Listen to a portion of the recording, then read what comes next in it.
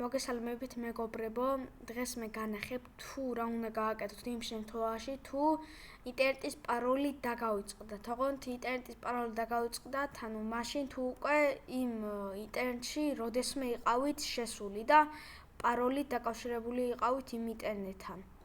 ახლა დავიწყოთ უკვე ვიდეო. პირველ რიგში ვაწვევით Windows-ის ღილაკს, შემდეგ ვწერთ cmd-ს.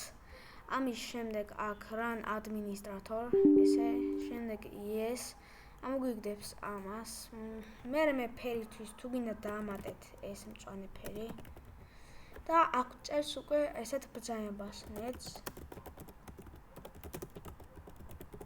აი ესე ჩაწერთ, აი ზუსტად აი ესე ჩაწერთ. აი აქ ესე. ამას. და ამის ჩაწერის შემდეგ enter ამოგვიგდებს ამის იმას, როგორ თქვა, ანუ სადაც იყავით ინტერნეტში დარეგისტრირებული რა, როდესმე შესულით რა. აი მაგალითად ჩვენ გვინდა ახლა აი ამ ინტერნეტის პაროლი დაგვავიწყდა, თქვათ. შემდეგ ამას ანუ ვიმახსოვრებთ, ანუ რომელიც გვინდა.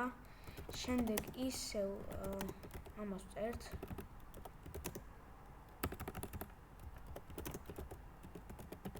და შემდეგ აი აქ ვსვამთ იმ ინტერნეტის იმას სახელს და აქ უწერთ აი ამას k udris